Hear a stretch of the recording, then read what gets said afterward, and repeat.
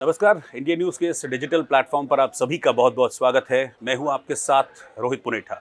आज राजनीतिक रूप से अगर हम देखें तो एक बहुत बड़ी हैपनिंग हुई है और वो हैपनिंग है एनसीपी चीफ के पद से शरद पवार का इस्तीफा देना।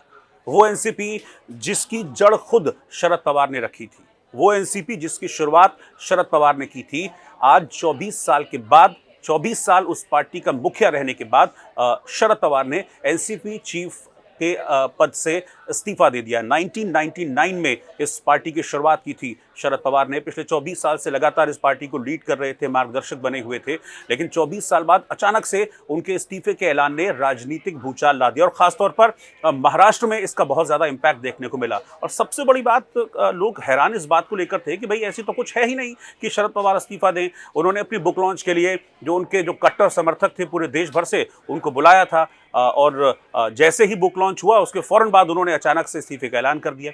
इसके बाद वहाँ पर जो मौजूद लोग थे वो अचानक हैरान रह गए। बड़े बड़े नेता वहाँ पर एनसीपी के मौजूद थे, वो हैरान रह गए कि भाई पवार साहब ने क्या कर दिया, क्यों कर दिया। अब इसके पीछे की वजह क्या है ये अभी तक साफ नहीं हो पाई है कि अचानक से शरद पवार ने ऐसा क्यों किया। लेकिन मैं यहाँ से थोड़ा सा पीछे आपको ले जाना चाहूँगा और मैं आपको बताना चाहूँगा सुप्रिया सुले का बयान, जिसमें उन्होंने कहा था कि अगले 15 दिनों में 2 बड़े धमाके होने वाले हैं, 2 बड़े राजनीतिक धमाके होने वाले हैं। एक होगा महाराष्ट्र में और दूसरा पॉलिटिकल धमाका दिल्ली में होगा। तो अब चूंकि शरद पवार का इस्तीफा हो गया है तो महाराष्ट्र के लिहाज से अगर हम देखें, महाराष्ट्र की राजनीति के लिहाज से अगर हम देखें तो ये बहुत बड़ी पॉलिटिकल हैपनिंग है महाराष्ट्र के लिहाज से। यानी कि सुप्रिया सुले ने अब से कुछ वक्त पहले, 5-7-10 दिन पहले जो बात कही थी, वो बात महाराष्ट्र के लिहाज से तो सच होती हुई नजर आ रही है। अब सवाल ये उठ रहा है कि आखिरकार जिस दूसरी पॉलिटिकल हैपनिंग का जिक्र सुप्रिया सुले ने किया था कि वो दिल्ली में होगी, अब सब कयास लगा रहे हैं कि वो क्या हो सकती है।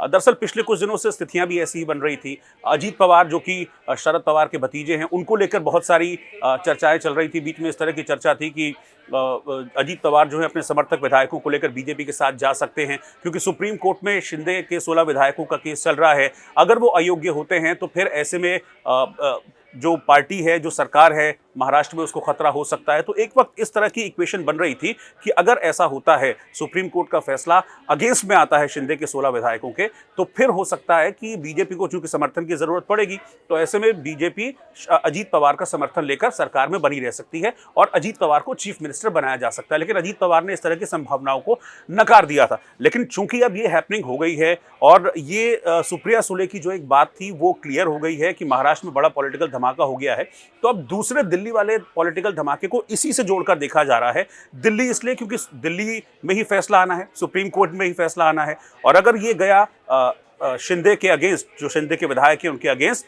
तो हो सकता है कि अजीत पवार जो है वो समर्थन करें और उससे महाराष्ट्र में बीजेपी की सरकार और जो एक जॉइंट सरकार है वो चले।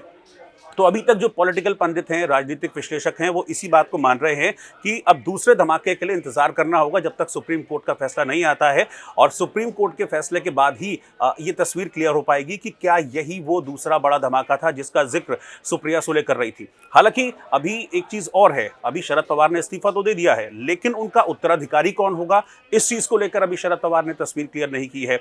अजीत पवार सामने आते हैं तो वो कहते हैं कि अभी हम एक कमेटी है वो आगे के सारे डिसीजन लेगी, लेकिन हर डिसीजन जो है वो शरद पवार से सलाह मशवरा करके ही कोई भी पार्टी के भविष्य का डिसीजन है उसको लिया जाएगा, या उत्तराधिकारी कौन होगा इसको लेकर लिया जाएगा। अब सुप्रिया सुले जो शरद पवार की बेटी हैं वो उत्तराधिकारी होंगी या अजीत पवार को उत्तराधिकारी बनाते हैं, ये तमाम अटकलें हैं इस वक्त जो चल रही हैं। लेकिन सबको इंतजार है उस दूसरे पॉलिटिकल धमाके का जिसका सुप्रिया सुले ने जिक्र किया था।